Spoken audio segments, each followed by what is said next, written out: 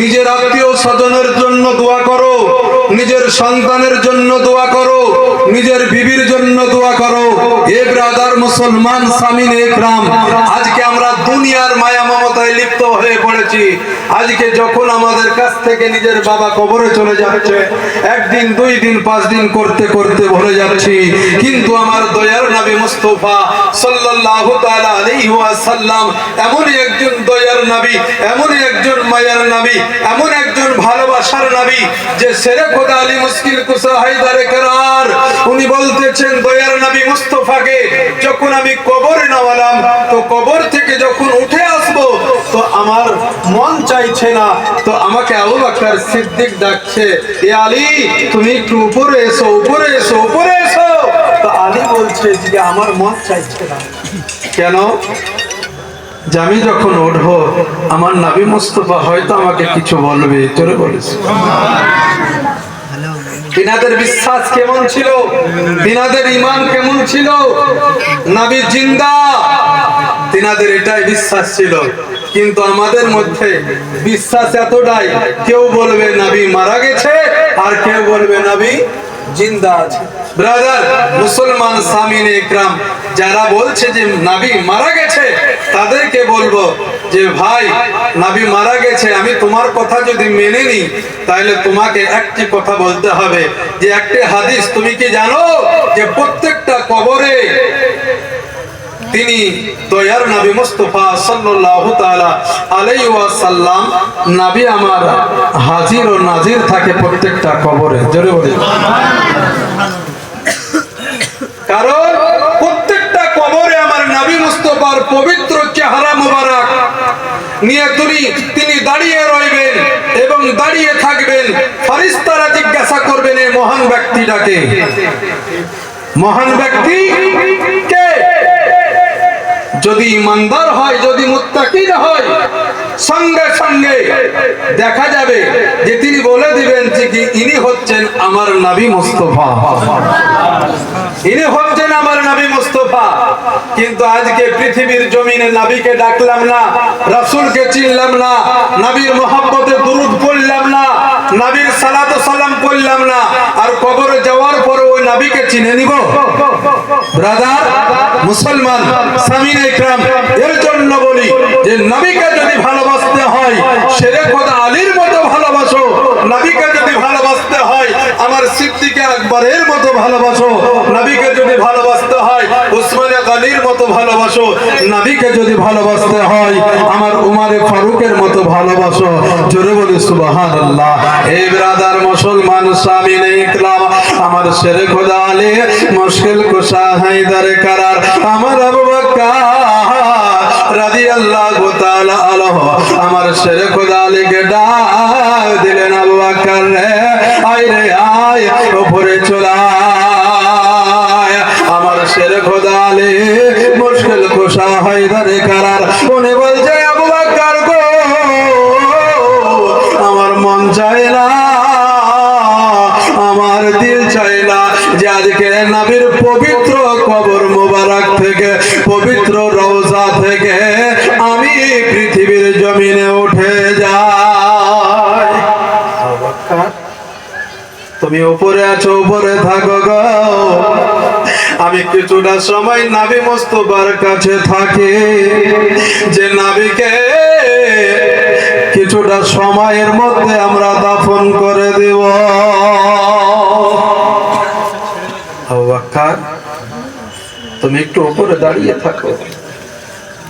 আবু বকর ডাক দিলে, আলী গো, ও আলী তুমি চলে এসো, তুমি চলে এসো গো। আমার আলী বললেন, হ্যাঁ হ্যাঁ আবু বকর আমি চলে যাব, কিন্তু পৃথিবীর জমিনে এক শ্রেণীর মানুষ থাকবে যারা বলবেন নবী ইন্তিকালের পরে, নবী মরে যাওয়ার পরে নবীকে মাটির সঙ্গে খেয়ে নিবে, নবী ইন্তিকাল করার পরে আমার নবী মুস্তাফা সাল্লাল্লাহু তাআলা আলাইহি ওয়াসাল্লাম আমাদের মতো মরে যাবে। নবীজি জিন্দা, এটা তো আমি তো প্রমাণ করতে হবে। আল্লাহ নবী সাল্লাল্লাহু তাআলা আলাইহি ওয়াসাল্লাম যে জিন্দা, এটা আমি প্রমাণ করব। আমার আবু বকর বললেন, এ আলী, আজ তুমি কি প্রমাণ করবে বলো?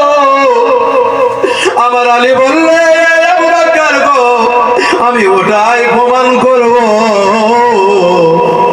যে আজকে নবী মুস্তাফা পৃথিবীর জমিনে জিন্দা জিন্দা ছিলেন, আর তিনি আমাদের কাছ থেকে পর্দার আড়াল হয়ে গেলেন, তবুও জিন্দায় আছেন। জোরে বলে সুবহানাল্লাহ। ব্রাদার মুসলমান স্বামীনে একরাম, আল্লাহর নবীর জওয়ান শেরে খোদালে মুশকিল কুশা হায়দারে কারার যেন একবার মনে করে কবরের আপনার ভিতর থেকে যেন জমিনে উঠে যাবে, কিন্তু মন চাই না। আবার আলী শেরে খোদাই আলী মুশকিল কুশা হায়দারে কারার চোখ দিয়ে যেন ঝরঝর করে পানি ঝরতে লাগলো।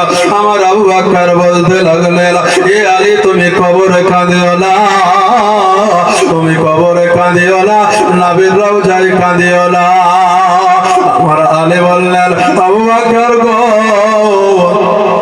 যখন আমার নবী মুস্তাফা যখন পৃথিবীর জমিনে যখন ঠিক অন্তিম সময় হয়তো আমাকে ডেকেছিল, এই আলীকে ডেকেছিল, আলীকে পাই নাই, এই আলীর সঙ্গে হয়তো দু একটি কথা বলতো, তাই আমার দীর্ঘ বিশ্বাস আমার নবী মুস্তাফা কবরে চলে গেছে।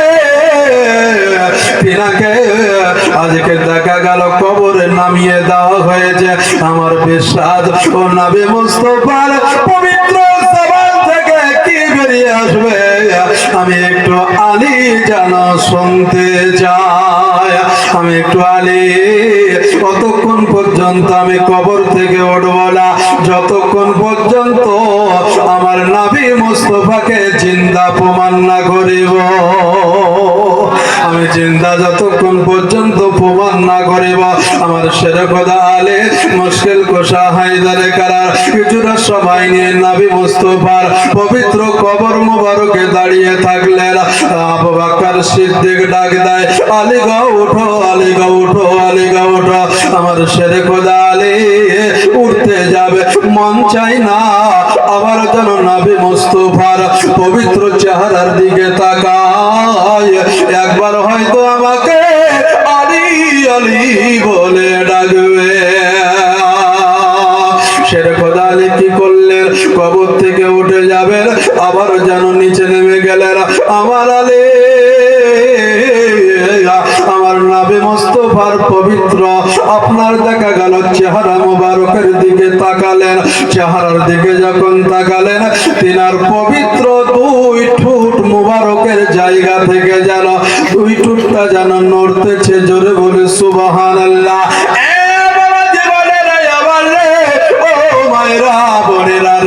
আজকে শেরে খোদা আলী মুশকিল কুশা হায়দারে কারার আজকে জানো ওই নবী মুস্তাফা সাল্লাল্লাহু তাআলা আলাইহি ওয়াসাল্লামের যেন আপনার মুখমণ্ডলের কাপড়টা যেন একটু সরিয়ে দিলেন।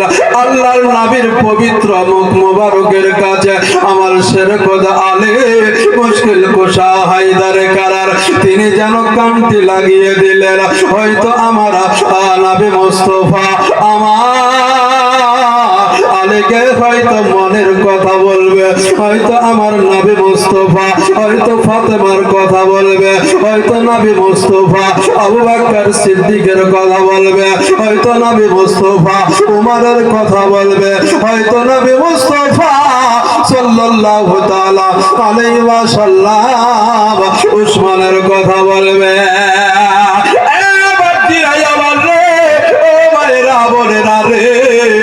আজকে ওই নবী আমার নবী মায়ার নবী দয়ার নবী মুস্তাফা সাল্লাল্লাহু তাআলা আলাইহি ওয়াসাল্লামের পবিত্র মুখমণ্ডলে জ্বালা দুই ঠোঁট যেই জায়গাতে নড়তে ছিল রে বাবা, ওই জায়গাতে জ্বালা আমার শেরে খোদা আলী মুশকিল কুশা হায়দারে কারার জানো আজকে যেন কানটি লাগিয়ে দিলে।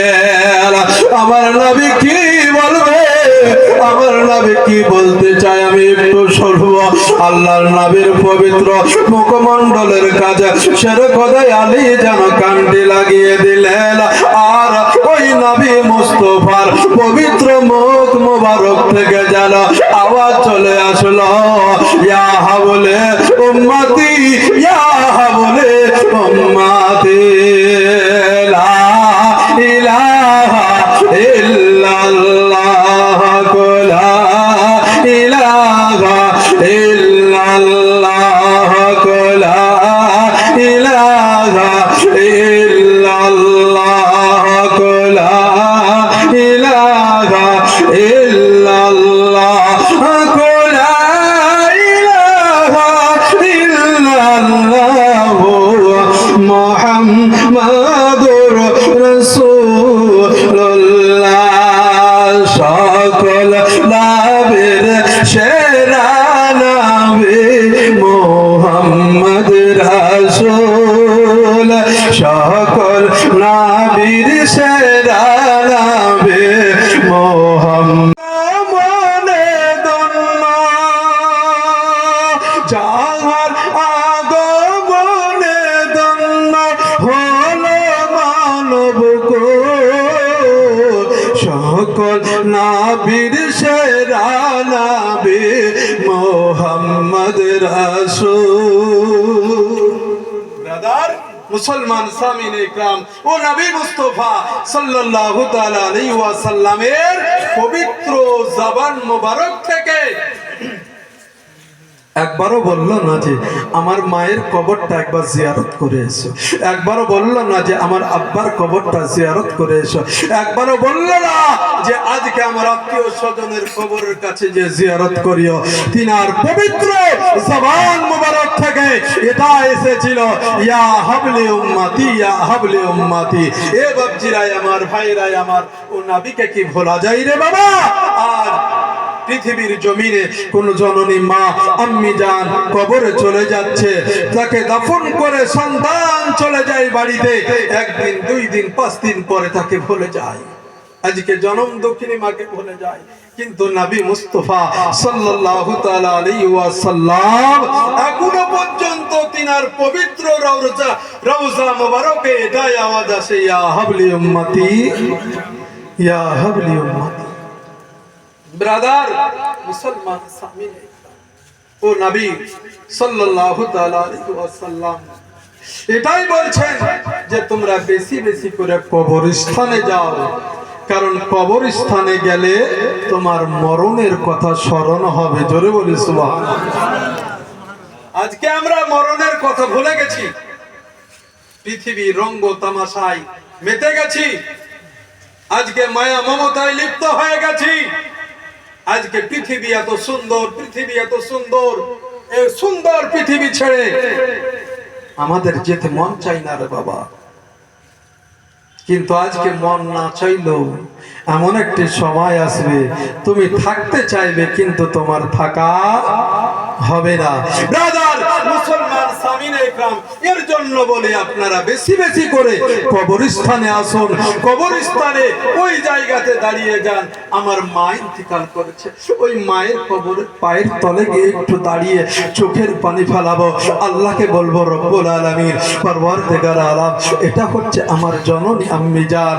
আল্লাহ আজ পৃথিবীর জমিনে জানি না গো মাবুদ, আজকে আমার জননী মা কতটা নেকি করেছিল, কতটা গুনাহের কাজ করেছিল। মাবুদ আমার জননী আম্মি জানের গুনাহ খাতাকে, জীবনের জানা অজানা সাগীরা কাবীরা গুনাহগুলোকে মাবুদ তুমি মাফ করে দিও। আল্লাহ বলছে বান্দা, তুমি যখন তোমার মায়ের কবরের পায়ের কাছে গিয়ে দাঁড়িয়ে দাঁড়িয়ে টুকরে টুকরে কান্না করছো, আমি আল্লাহ যাও ওই বান্দির আজকে জীবনের গুনাহ খাতাকে মাফ করে দিলাম। জোরে বলি সুবহানাল্লাহ। এ ব্রাদার মুসলমান সামিনে ইকরাম, এর জন্য আমার নবী মুস্তাফা সাল্লাল্লাহু তাআলা আলাইহি ওয়াসাল্লাম বলেছে, এ বাজিরা আমার রে, ও মায়েরা, ও বোনেরা, আজকে যাদের পৃথিবীর জমিনে মা, জনম দুঃখিনী মা, গর্ভধারণী মা, আজকে যার বেঁচে আছে, যার বাবা বেঁচে আছে, প্রত্যেকদিন ফজরের নামাজ আদায় করো, আর ফজরের নামাজ আদায় করার পরে নিজের মা নিজের বাবা যেই ঘরটাতে সে আছে ওই ঘরের দিয়ারে যাও, ওই ঘরের কপাটের কাছে গিয়ে দাঁড়িয়ে দাঁড়িয়ে আল্লাহকে বলো, রব্বুল আলামিন, পরওয়ারদিগারে আলাম, আল্লাহ গো, এটা হচ্ছে আমার মা, এটা হচ্ছে আমার আব্বা। আল্লাহ বলছে, বান্দা, তুমি যখন তোমার মাকে খাস দিলে, যখন মা বলে ডাকলে, খাস দিলে যখন আব্বা বলে ডাকলে, আমি আল্লাহ তোমার আমলনামাতে মুকাম্মাল হজের সমতুল্য নেকি দিয়ে দিলাম। দাদার মুসলমান সামিনে ইকরাম, আজকে মাকে চিনতে পারি না, বাবাকে চিনতে পারি না। আজকে মা কবরে চলে গেছে, তো ভালোবাসতো, আব্বা আজ কবরে চলে গেছে, বাড়িটা খালি লাগে না? খালি লাগবে না? যদি বিবি যদি কবরে চলে যায় তবেই বাড়িটা খালি হয়, কিন্তু মা বাপ যদি চলে যায় তাহলে বাড়ি খালি হয় না। এটাই হচ্ছে বাবা আমাদের চলছে। ব্রাদার মুসলমান সামিনে ইকরাম, প্রত্যেককেই বলবো বাবা, যে আজ পৃথিবীর জমিনে আল্লাহ পাক যতক্ষণ পর্যন্ত হায়াতে রেখেছে, এটাই বলবো, যদি জান্নাতের চৌকাটে যদি চুম্বন খেতে হয়, আগে মায়ের পায়ের তলে গিয়ে একবার চুম্বন খেলেন। আল্লাহ নবী সাল্লাল্লাহু তাআলা আলাইহি ওয়াসাল্লাম বলছে, আজকে আমার মাকে দেখতে খুব মন চাইছে। আমি স্বপ্নের মাধ্যমে দেখলাম যে আমার মাকে কাঁধে করে জান্নাতে নিয়ে যাচ্ছি, জোরে বলে সুবহানাল্লাহ। এবং আমি দেখলাম জান্নাতের চৌকাটে চুম্বন খাচ্ছি। আমার নবী মুস্তাফা বললেন, খুব ভালো স্বপ্ন দেখেছো, যাও। তো বাবা, জান্নাত তো এখানে নয়, জান্নাত বহু দূরে। তো যাও, তোমার মায়ের পায়ে গিয়ে একবার চুম্বন খেয়ে নাও গা। আমি নবী মুস্তাফা বলে দিলাম, জান্নাতের চৌকাটে চুম্বন খাওয়া হয়ে যাবে, জোরে বলে। ছেলেটা কাঁদতে লাগলো, ডোকরে ডোকরে কান্না করে। আমার নবী বলে, বাবা তুমি কাঁদছো কেন?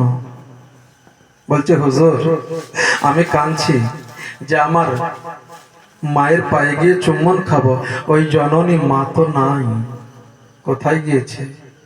তো বলছে, যখন আমি ছোট ছিলাম তখন আমার মা ইন্তিকাল করেছে, ওই মাকে দেখতে খুব মন চাইছে। আমার নবী মুস্তাফা বললেন, বাবা তুমি চিন্তা করিও না, তুমি চিন্তা করিও না, তবে তোমার মাকে তুমি কাঁধে করে জান্নাতে নিয়ে যেতে পারবে না। তবে এটাই বলবো রে বাবা, যে জান্নাতের চৌকাটে তুমি চুম্বন খেতে চাইছ, তোমার মায়ের পায়ে গিয়ে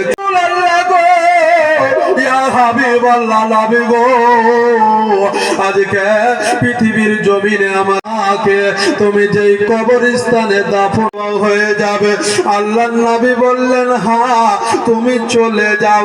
ছেলেটা বলল, ইয়া রাসূলুল্লাহ, নবী গো, যেই কবরটার কথা বলছেন গো নবী, ওই কবরটাই আমার মায়ের কবরটা, যে আমি চিনতে পারবো না।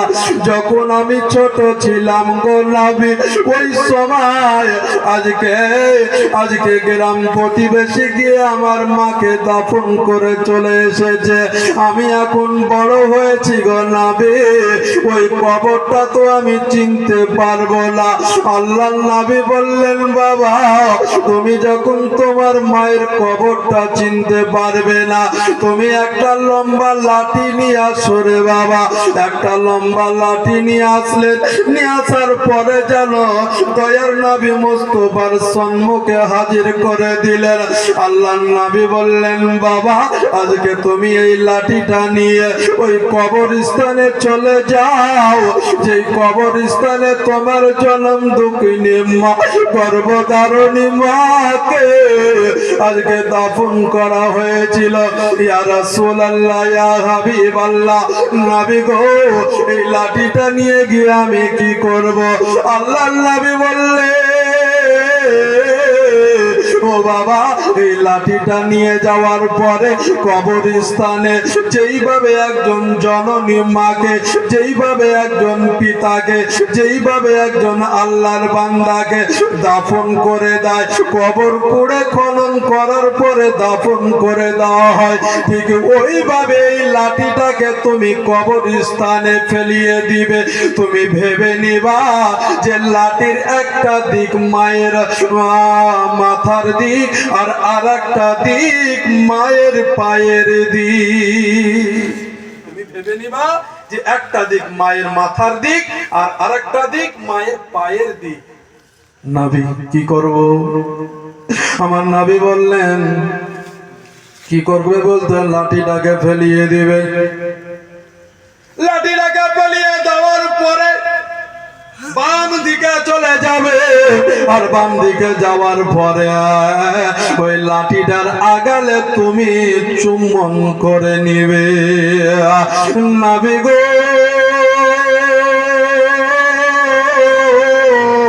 ইয়া রাসূলুল্লাহ, ইয়া হাবিবাল্লাহ, নবী সারাটা দিন অতিবাহিত হয়ে গেল, রাত্রি চলে আসলো, নিশিত রাত্রে সবাই ঘুমিয়ে গেল, পশু পাখি ঘুমিয়ে গেল, আমার মা বোনেরা, বাবা জীবনেরা সবাই যেন ঘুমিয়ে গেছে। ওই ছেলেটা যেন স্বপ্নের মাধ্যমে দেখতেছে যে জান্নাতের চৌকাঠে যেন চুম্বন খাচ্ছি, জান্নাতের চৌকাঠে যেন চুম্বন খাচ্ছি। বাবা চোখের পানি ঝরঝর করে ঝরতে শুরু করলো। ওই রাত্রে নবীরা হুজরা কানাতে এসে ডুকরে ডুকরে কান্না করে। আল্লাহ নবী বলে, কে বাবা, কে বাবা গো, আজকে তুমি আমার দেরে এসে ডুকরে ডুকরে কান্না করো। ইয়া রাসূলুল্লাহ, নবী গো, আজকে এই অধম আপনার দরবারে হাজির হয়ে গেছে।